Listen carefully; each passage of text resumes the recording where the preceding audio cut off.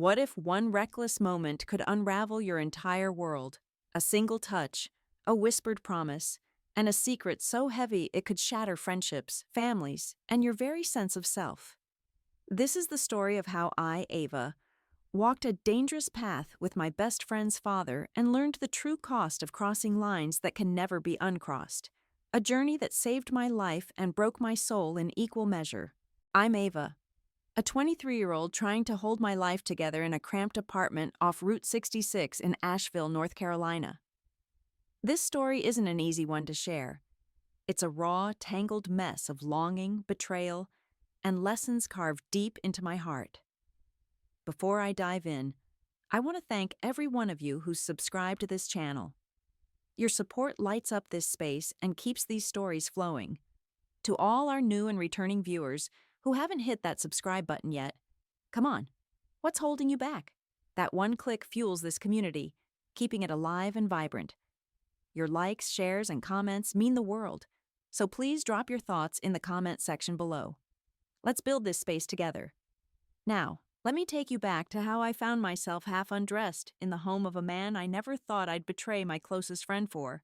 It was a warm evening, and my heart was racing, my breath catching in my throat as I stood frozen in a dimly lit study, my jeans already slipping past my knees.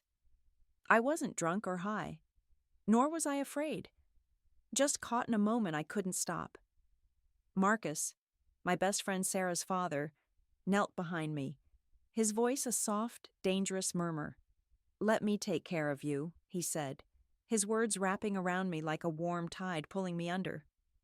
Marcus was twice my age, a widower who'd once been married, a man I'd known since my teenage years.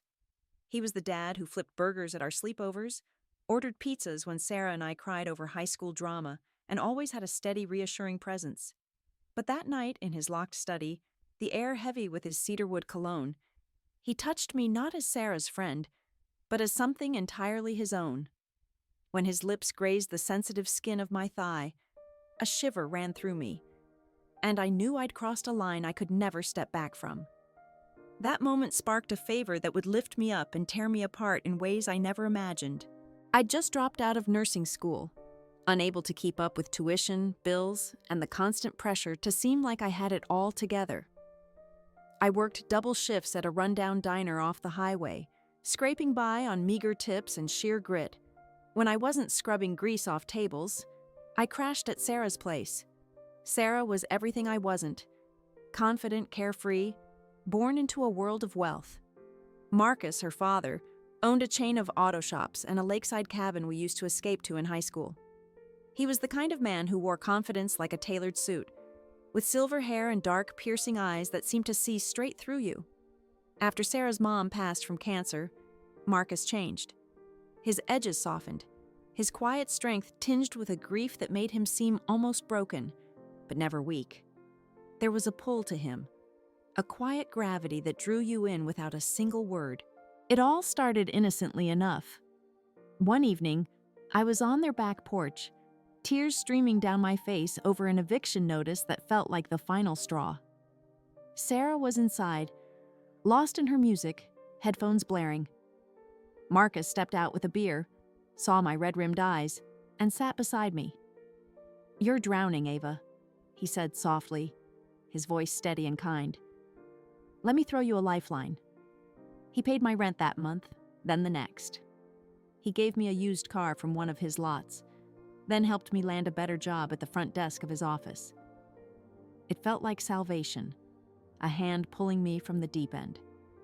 But kindness from men like Marcus always comes with a spark, a heat that lingers. One evening after hours, I was in his study, sorting through paperwork, when I dropped my pen. I bent to pick it up, and when I stood, he was there, his breath warm against the back of my neck.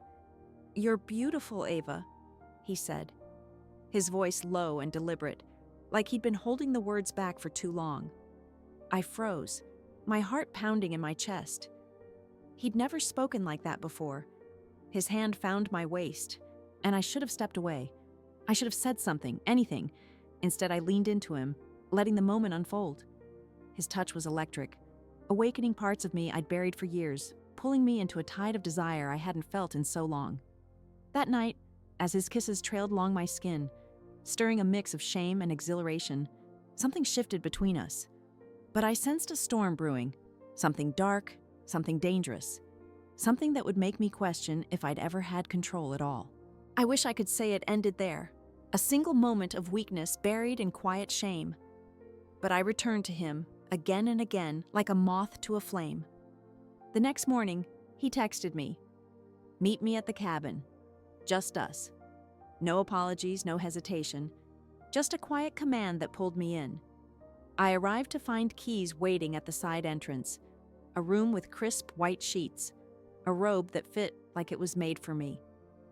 In the daylight, his touch felt even more reckless, more alive. What began as one stolen night turned into secret weekend getaways. He sent me money, paid off my school loans, bought me dresses, shoes, and perfume. He gave me a life I could never have afforded, and I gave him every piece of myself. Sarah had no idea. She thought her dad was just helping me get back on my feet, even joking that I was like a second daughter to him. If only she knew how well he'd memorized the curves of my body, the taste of my skin, and at first the secrecy was intoxicating. The risk, the lies, the thrill of it all wrapped around me like a forbidden perfume. Marcus told me I was special, that I brought him back to life after his wife's death, that I made him feel like a man again, not just a grieving father. I clung to his words, desperate to believe them. But slowly he changed. His warmth turned possessive, his attention controlling. He wanted to know who I was texting, where I was going, what I was doing when I wasn't with him. He didn't want me near Sarah anymore. "Keep your distance," he said one night, his fingers tracing through my hair as we lay in bed. "She asks too many questions."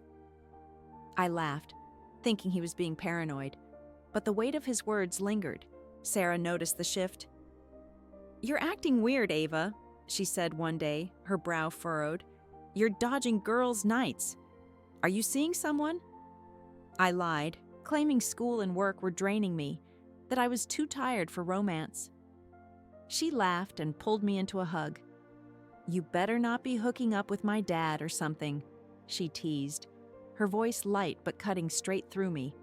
My heart stopped, guilt rising like bile in my throat. I forced a smile, but her words echoed, a warning I couldn't ignore. That night, I told Marcus we needed to slow things down. His eyes turned cold, his voice low and sharp. "After everything I've done for you, after all I've given you?" He reached into his pocket, pulled out a diamond bracelet, and fastened it on my wrist, his touch both tender and commanding. "You don't walk away from me, Ava," he said, and I didn't. Even as my soul screamed for me to run, I stayed, caught in a web of gratitude and desire. Then came the night it nearly fell apart. Sarah invited me for dinner, just the three of us, her, Marcus, and me. Marcus told me not to go, warning that it would raise suspicion, but I knew avoiding her would only make things worse. I walked into their house, nerves frayed, lips trembling. Marcus sat at the head of the table, acting like I was just another guest, his face calm and composed. But under the table, his foot grazed my leg, sliding higher, his toes brushing the inside of my thigh. I nearly dropped my fork, my hands shaking as I tried to keep it together. Sarah was chattering about a guy she'd met at work, giggling, oblivious to the tension. Then she said it. "Dad, remember when Ava helped you with paperwork? She said you worked late. What was it again?" My mouth went dry, my heart pounding so loud I thought she'd hear it. Marcus smiled, smooth as ever. "Just taxes and bills," he said, his eyes locking onto mine, dark and daring me to speak. I nodded, forcing a smile, but I could feel my lies cracking, one wrong word away from shattering everything. 2 weeks later, it all came crashing down. I was in Marcus's bathroom, fresh from a shower, his scent still clinging to my skin. The diamond bracelet gleamed on my wrist as I dried my hair in front of his mirror. I should have felt powerful, desired, wanted, but all I felt was hollow, like a shell of the person I used to be.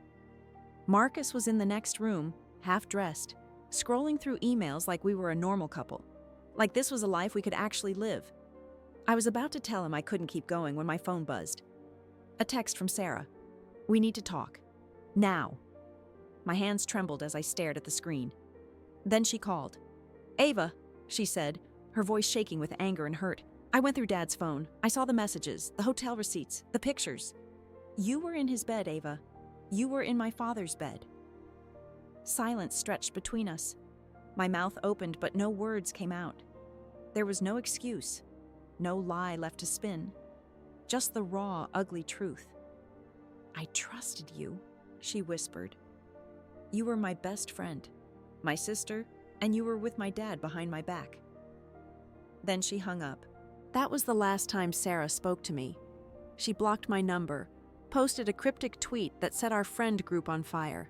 Whispers turned into screenshots, secrets into judgment. I lost friends, my job at Marcus's office, and the person who'd felt like home. Marcus changed too. Once Sarah found out, he pulled back like a man dodging a scandal.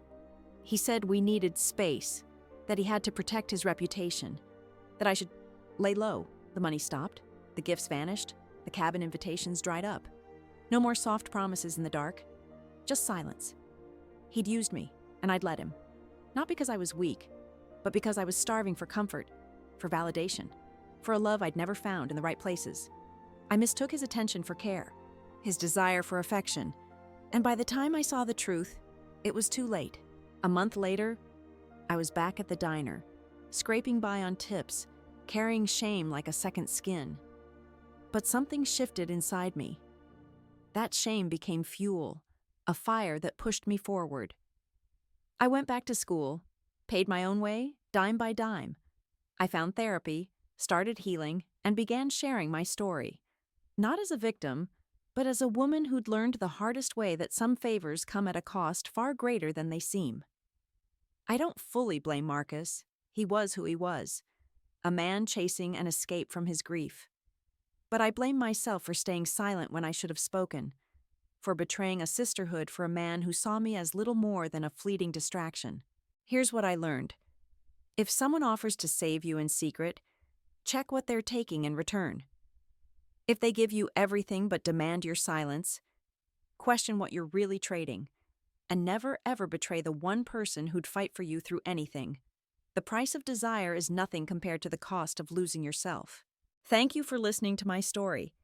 Now it's your turn. Drop a comment below. Was I wrong from the start? Did Marcus know exactly what he was doing, pulling me into his world? Let's talk about it. Don't forget to like, share, and hit that subscribe button if you haven't already. Your support keeps this channel alive and these stories flowing. Until next time, stay true to yourself. Thank you for listening. Please share your thoughts, like this video if you found it helpful, and subscribe for more.